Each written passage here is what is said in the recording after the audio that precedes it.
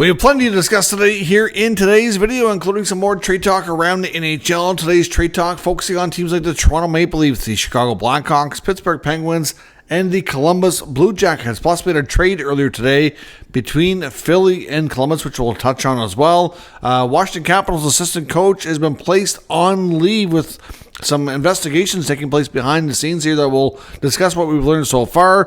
Plus, we also want to take a look at some information around the Vancouver Canucks. One Canucks media member feels there's a ton of pressure on his team to bounce back this year, and if they don't, there could be major repercussions. We'll discuss all that and more coming up next.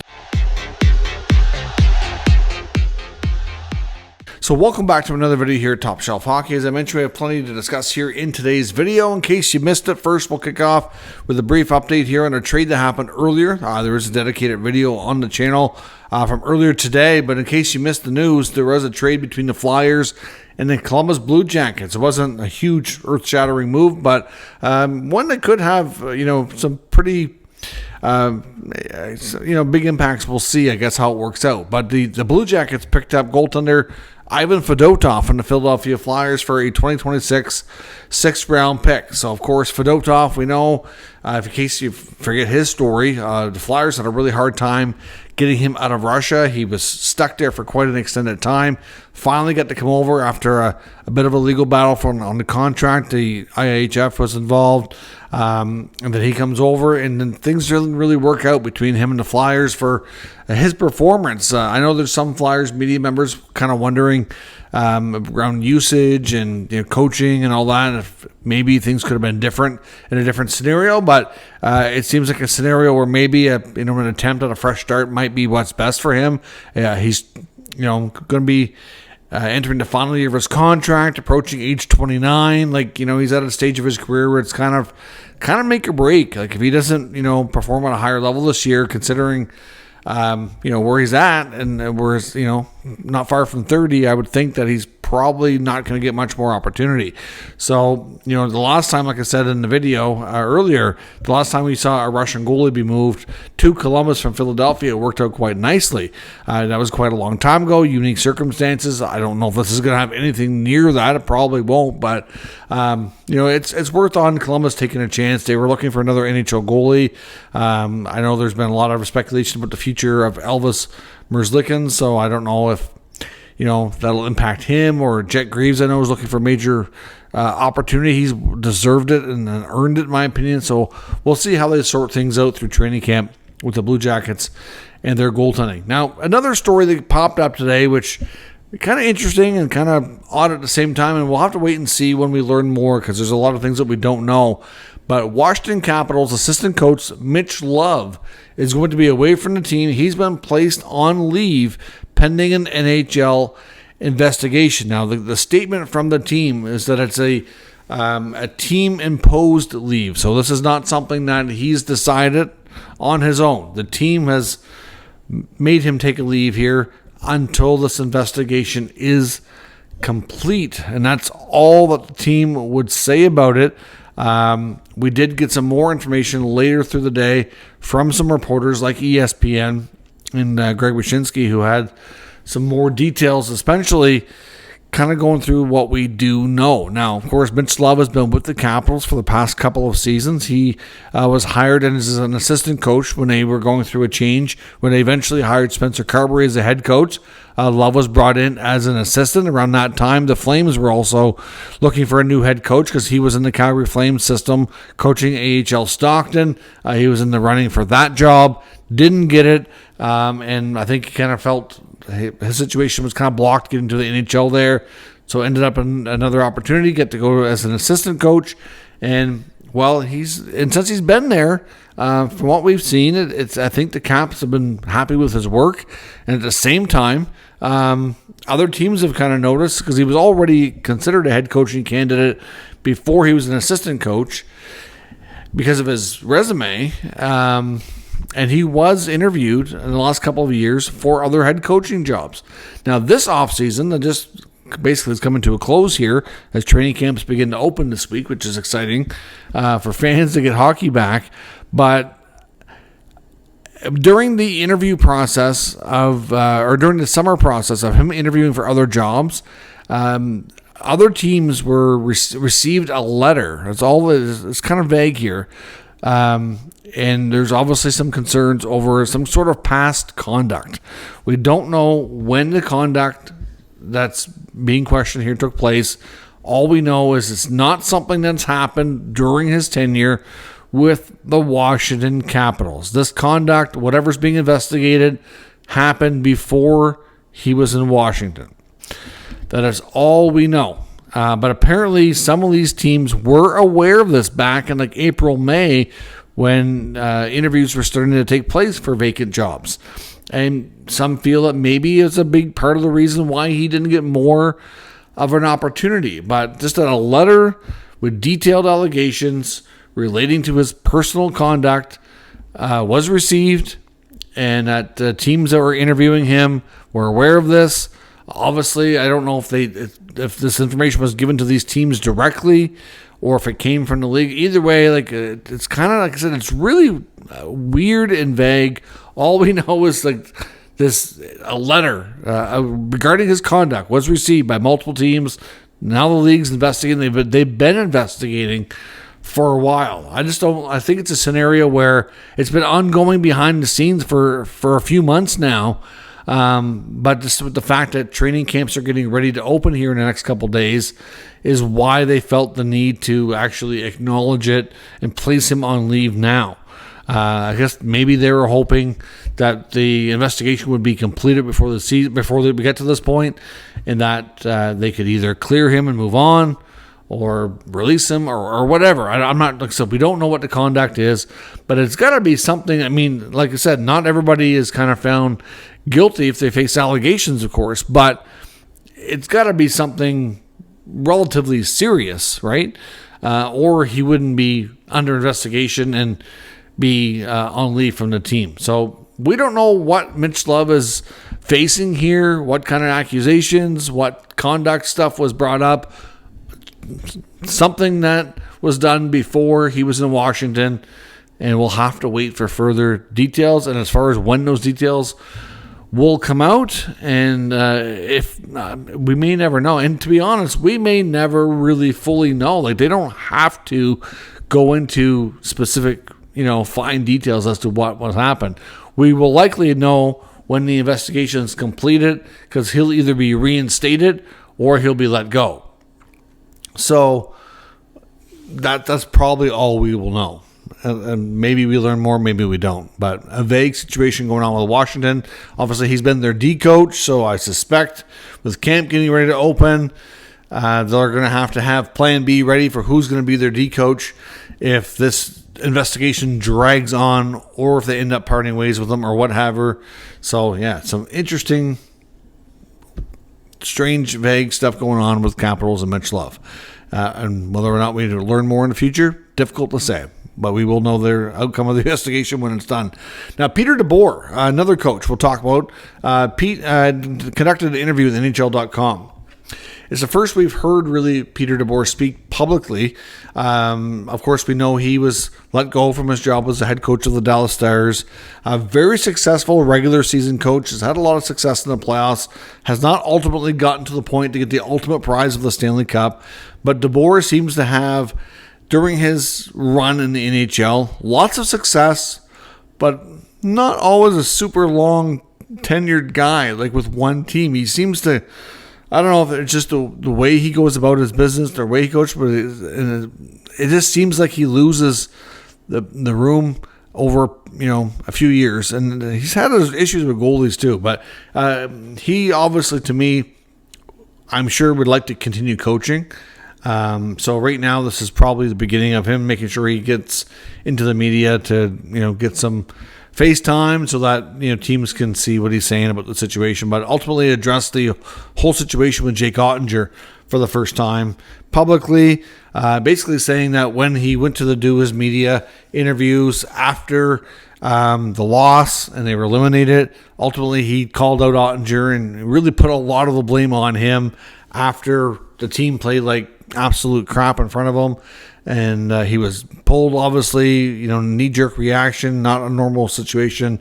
But he said that whether all the questions in the post game, he said, were kind of geared towards Jake, that he should have redirected the topic to reflect here that it wasn't all about Jake, that it was about all of them, and that they lost as a team, and that it was not clearly on one guy.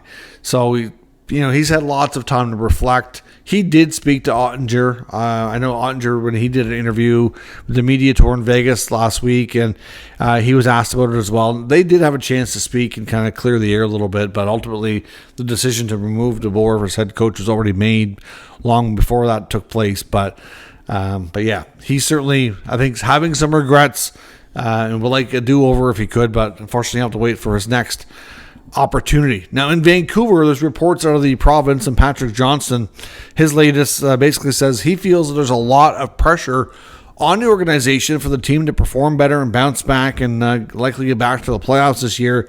And if they don't, we could see front office changes. And he even goes on to say that if they stumble out of the blocks here in the beginning of the season and have a bad start, if they're below 500 out of the playoffs, there's really no specific target, but if things aren't going well, he wouldn't be shocked if there was changes by Christmas. So referring to Jim Rutherford and Patrick Allvin. We know this ownership in Vancouver is a little bit, different to say the least. They certainly don't seem to have a lot of appetite to rebuild. I know they've obviously been out of the playoffs for the last 5 years, and they're at a predicament now with the whole Quinn Hughes future that you do wonder. I have some long-term concerns for this team. If they don't do well this year, it could cost them Quinn Hughes, and could end up seeing like a whole new regime change in the front office. It could be like an absolute destruction of the team, a bad start. So it's certainly, for their sake, hope that they do a little better this year. But I don't think Patrick Johnson is really wrong here. I do think there is a lot of pressure on them in more ways than one.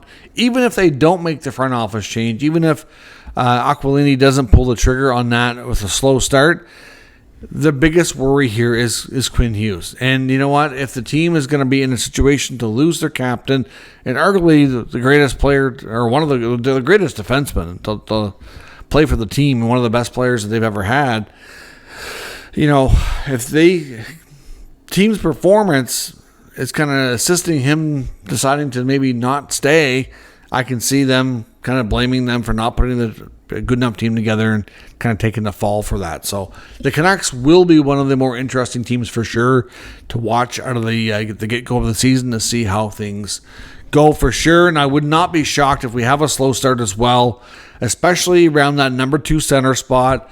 I don't know how much faith that they have in Philip Hedl. If he the injuries have been an issue. Decent player for sure, but I do still think that he's more of a third-line player. There is some that are worried that we might see like what they call a panic move, because we know that this front office, if they're feeling the pressure, that they may not want to be the type to put themselves in a situation to lose their jobs, right? So they're going to be doing what they can to show that they're trying to make things better and to fix things. So it's going to be interesting. Like, you could see a panic move, you could see some changes, but yeah, they definitely need to bounce back, or there could be some serious repercussions for sure. On to some other trade talk around the NHL. Came across an article that was kind of based on an Edmonton radio appearance from Penguins beat writer Josh Shea, talking about Tristan Jarry. Now, he is a goaltender who's had tons of rumors around him the past few years. He's also been a goalie who's had a lot of ups and downs, spent time on waivers, spent time in the minors. Had his moments where he's played well. He actually finished the season relatively strong last year, but obviously had some really down parts of the year as well. The Josh Shea here was talking about how he feels that this goaltender is a prime candidate for a fresh start, and that at the end of the day he loses his confidence way too easily. And although losing in Pittsburgh the past couple of years has not been easy for him, it's been a mental challenge for sure. He's been through a lot. and that if he can get to a point that he could get to a fresh start here, it might be all the difference in the world for him. He said that he believes in his athletic ability and his actual skill level is really high. He feels that's, top end. He thinks he's top 10 in that sense from just pure skill level and athletic ability to play the position, but ultimately has difficulty with putting it all together consistently because of the confidence issues and because of all the losing that's been on in Pittsburgh. I'm wondering about if the Oilers do need another goaltender, that he could be the guy. Now, his contract's not favorable. That's a problem. I know some people that have been watching the captain skates and early, stuff that the players do on their own before training camp starts, said that Stuart Skinner so far has looked really good, that he's trimmed down, he's lost a little bit of weight, and that he's looked really, really, committed to being better. I mean, Skinner, he's had his moments, right? But generally speaking, he's been pretty good. Like, he's gotten into the Stanley Cup final 2 years in a row. So the Edmonton goaltending situation will be interesting, obviously with Jarry's connection to the area, having played there in junior. There's some people I think that's inevitable could happen. It doesn't sound like the Oilers are going to be one of the teams in on goalie Carter Hart when he eventually signs a contract and makes his way back to the NHL. Maybe he'll surprise us, I don't know, but all the reporters are saying that it seems like he's going to end up on a U.S. team, but we'll see. But yeah, I mean, could he benefit from a fresh start? Absolutely. Will Edmonton be the place that happens? I'm not entirely convinced just yet, but maybe, I guess. He's got a lot to play for. If he had a strong start to the year and could show teams, I can still play and I can be consistent and I can get this done for you if you want to give me a chance, and maybe he gets moved sometime in the first half of the season or something like that. Dave Pagnotta is reporting that Columbus Blue Jacket young forward Yegor Chinnikov, who of course we know earlier in the offseason it was revealed that he had requested a trade and would like to be moved from Columbus, that he's not really, doesn't sound like he's a fan of head coach Dean Evason or how he was utilized or worked with here. So, They apparently, though, according to Dave, he's saying that they are not really pushing very hard to move him. That it seems more likely that they are kind of just hoping he'll change his mind, get him back to training camp and try to win him over is kind of seems like the approach so far. But yet, word is between he and his agent that it's not what they want. So, again, another player to watch here, especially as camps get underway. If they get to the impression that the team's not really trying to accommodate their request, be curious to see if if they do go public with any more chatter around that or kind of put any pressure on them to eventually get a deal done. Now, another couple of players that are, speaking of fresh starts, players that could be on the move. Could we see a trade between Toronto and Chicago? Now, we've heard about Nick Robertson. We've heard about Lucas Reichel. And there's a lot of reporters suggesting that maybe those two teams could talk and they could change places. It may not be exactly one for one. Maybe there's something else involved. Maybe there's a pick. Maybe there's another player in the deal somehow. But we know Nick Robertson and Lucas Reichel are both two players that are still on the younger side of things and that clearly have some skill and haven't really been consistent with their organizations and may not be, kind of viewed upon as working out longer term or like a great spot in the lineup for them. So, I mean, obviously with Robertson, we know he can shoot. We know he can be a goal scorer at times. But like I said, when you look at the utilization, I know just on how Berube utilized them last year and you look at how the lineup is projected this year, I do have difficulty finding where he's going to play consistently. Maybe injuries happen. Maybe things change, right? You don't know. But looking at it just from the outside looking in here as to what you would expect it to look like, it's challenging.